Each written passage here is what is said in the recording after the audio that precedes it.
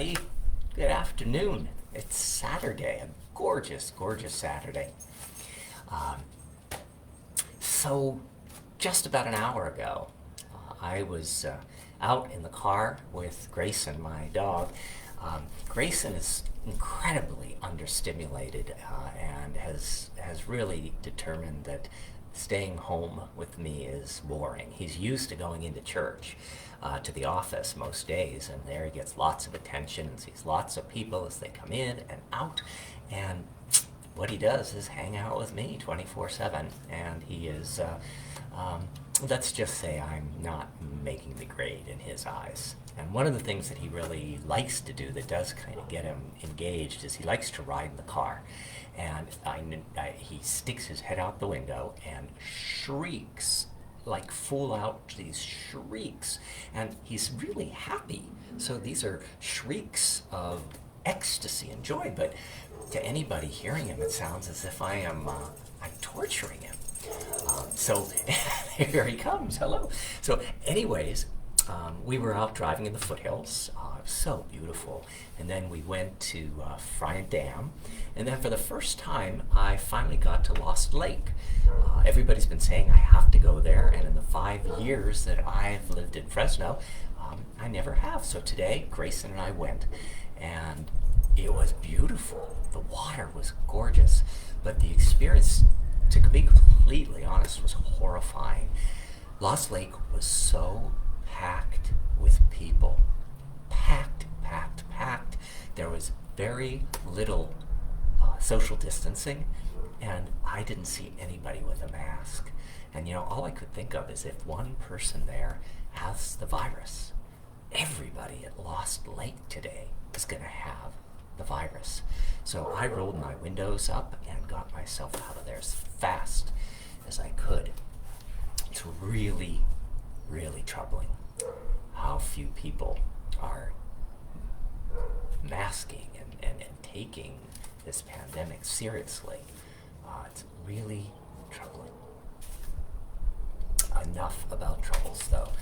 It's time for a Mary Oliver poem, and it comes from Dog Songs. This is her collection of all the poetry she's written over the years, or at least till 2013 when it was published, about dogs. And I was so happy that when I opened the book, out fell this. It was a review from December 15, 2013 from the Boston Sunday Globe. It was their review of Dog Songs. And I see if you see there's a sketch of Mary Oliver there. And they write, Oliver, a longtime Provincetown, Massachusetts resident, is one of her most adored poets and a longtime lover of dogs. The popularity of a volume devoted to them feels as inevitable and welcome as a wagging tail upon homecoming. So that's the review from the Boston Globe. And it also made me think of that article about Mary Oliver a couple years ago, maybe it's even longer, in the New Yorker. It was a fascinating kind of analysis of the people who think she's an extraordinary poet. Hello, that's me. And some people who think she's basically a hack. And if you haven't read it, it's worth looking for the article. It's interesting. So our poem this Mary Oliver Saturday about a dog is called The Dog Has Run Off Again. And the dog she's writing about is Benjamin. The dog is probably the most captured in her poetry is Percy. The Percy poems are just wonderful.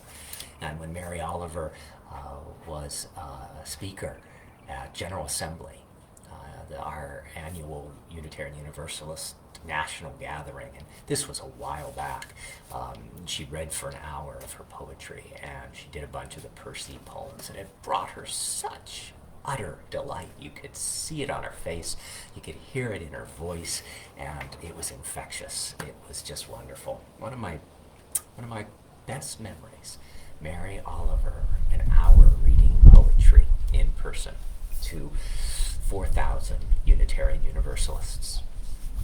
But the dog has run off again. The dog has run off again, and I should start shouting his name and clapping my hands, but it has been raining all night, and the narrow creek has risen in a tawny turbulence, is rushing along over the mossy stones, is surging forward with a sweet, loopy music. And therefore, I don't want to entangle it with my own voice, calling, summoning my little dog to hurry back. Look, the sunlight and shadows are chasing each other. Listen how the wind swirls and leaps and dives up and down. Who am I to summon his hard and happy body, his 4 white feet that love to wheel and pedal through the dark leaves, to come back to walk by my side, obedient? Dog songs. You know, tomorrow at 10:30 a.m. we'll be live streaming our Sunday service, and as I said yesterday, the title is Natural Mysticism, How the Transcendentalists Brought Us Back to Earth. And I was thinking about transcendentalism and transcendentalists, Henry David Thoreau, Walt Whitman, Margaret Fuller, Ralph Waldo Emerson, how that incredible group of people taught us to experience nature, the sacredness of nature in a new way. And it made me realize that we probably wouldn't have Mary Oliver and her way of being in relationship with the natural world if it hadn't been for the transcendentalists who opened a door into the sacredness of nature. So I'm not going to say anything more because I do want you to join me tomorrow at 10:30 a.m. Invite a friend. I'm really excited about the service, and I'm really excited to enjoy the rest of the Saturday evening. So, bye-bye, and I'll see you Sunday morning. Sleep